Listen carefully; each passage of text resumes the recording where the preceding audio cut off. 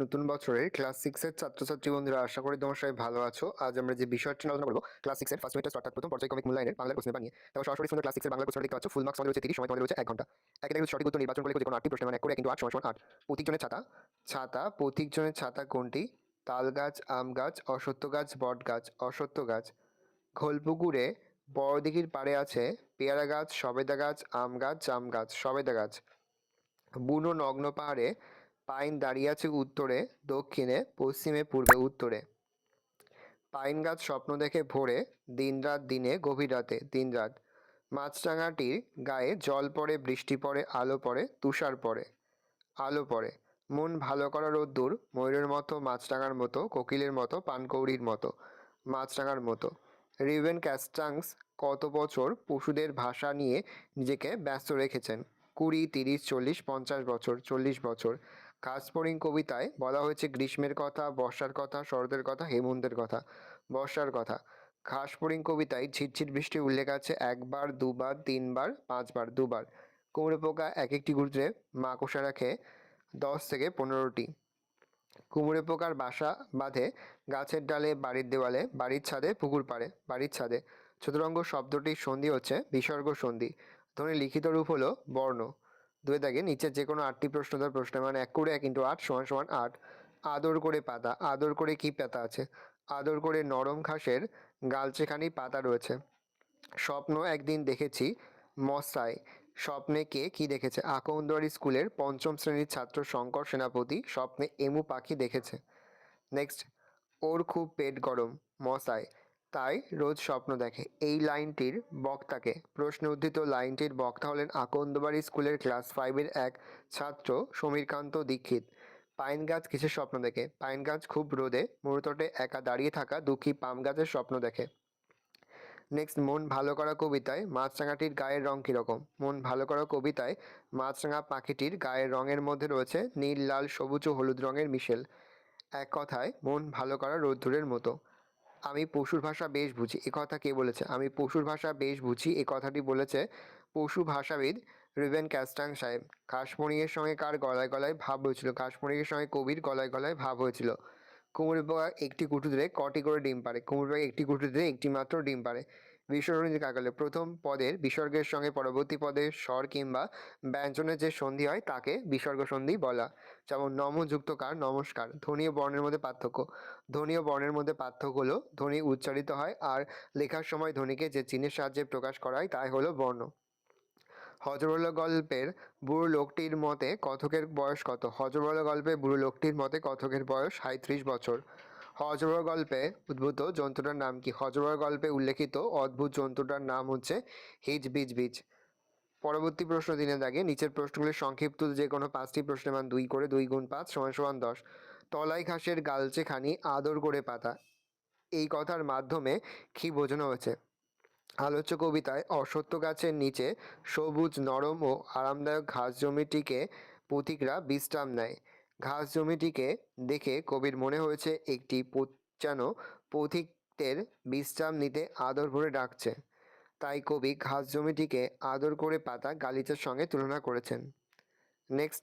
সারা class হাসিতে ফেটে পড়ল। সারা ক্লাস হাসিতে ফেটে পড়ল কেন? শঙ্কর এমু পাখির ভুল বর্ণনা দেওয়ায় মাস্টারমশাই বিভীষণ দাস রেগে গিয়ে প্রশ্ন করলেন যে সে এমু পাখিকে ঘোলপুকুরে কিভাবে দেখল।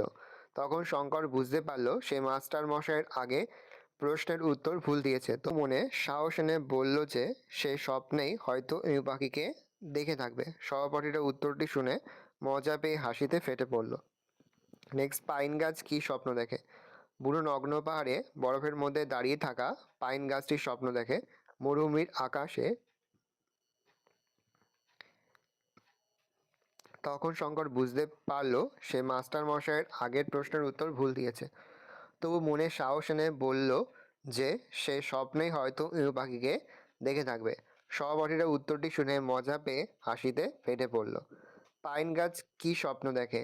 বুড়ো নগ্ন পাহাড়ে বরফের মধ্যে দাঁড়িয়ে থাকা পাইন গাছটির স্বপ্ন দেখে মরুভূমির আকাশে সকালের সূর্য ওঠা, তার তাপে মরুভূমির পরিবেশ তপ্ত হয়ে ওঠা, তাই বা সেই তাপ প্রবাহের বেদনা বুকে নিয়ে একটি নিঃসঙ্গ পাইন গাছ দাঁড়িয়ে রয়েছে। উত্তরটা আরেকবার বলছি, দেখে নাও। বুনো নগ্ন পাহাড়ে বরফের মধ্যে দাঁড়িয়ে থাকা পাইন গাছটির স্বপ্ন দেখে। মরুভূমির আকাশে সকালের সূর্য উঠেছে। তার তাপে মরুভূমির পরিবেশ স্তব্ধ হয়ে উঠেছে।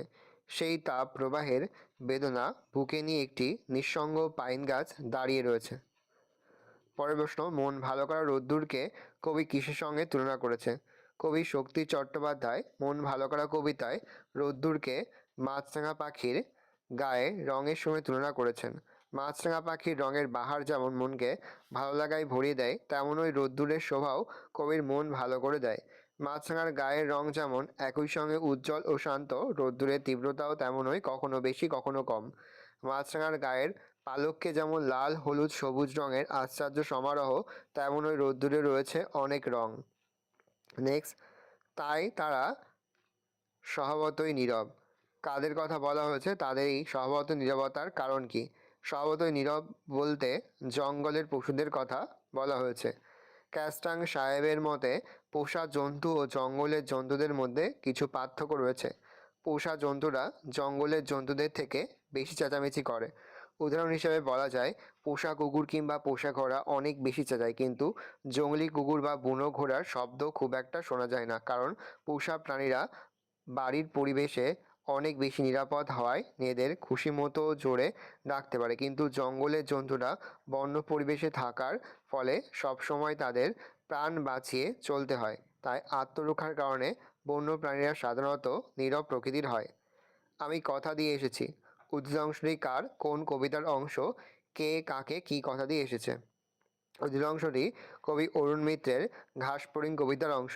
ঝিরঝির বৃষ্টির পর সবুজ ঘাসে পা দিয়েই একটি ঘাসফড়িং এর সঙ্গে কবির বন্ধুত্ব হয়। তার কাছ থেকে চলে আসার সময় কবি ওই ঘাসফড়িংকে কথা দিয়ে এসেছিলেন যে তিনি পরে অবশ্যই আবার তার কাছে যাবেন। নেক্সট, কুমড়ো পোকা কীভাবে শিকার সংগ্রহ করে?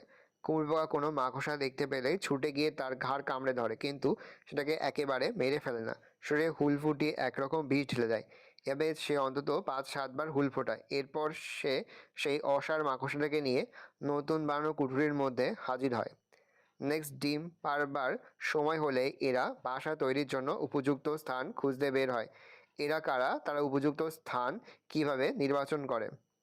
গোপালচন্দ্র ভট্টাচার্যের লেখা কুমড়ে পোকার বাসাবাড়ি রচনাংশে এরা বলতে কুমড়ে পোকাদের বোঝানো হয়েছে। কুমড়ে পোকারা ডিম পাড়ার জন্য উড়ে উড়ে বিভিন্ন জায়গায় দেখে তাদের বাসা বানানোর স্থান নির্বাচন করে। এর জন্য তারা বারবার ঘুরে স্থানটি পরীক্ষা করে।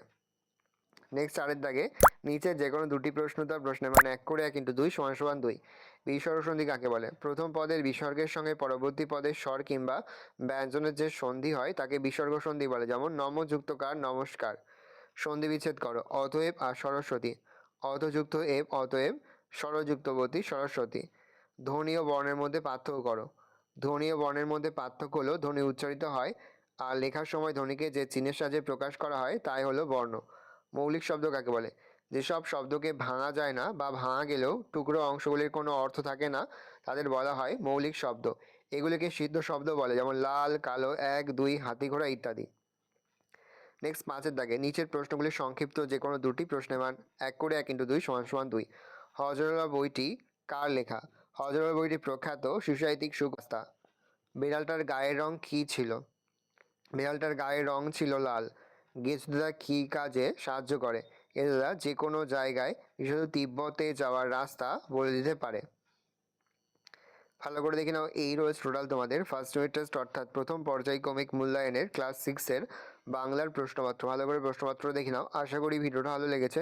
ভিডিওটা ভালো লাগলে ভিডিওকে লাইক করতে ভুলবে না। মাত্র নতুন হওয়া তাহলে যে সাবস্ক্রাইব প্রেস করে পাশে বেল আইকন প্রেস করে নতুন কোনো ভিডিও আপলোড করি সবার ফার্স্ট নোটিফিকেশন পেয়ে যাও।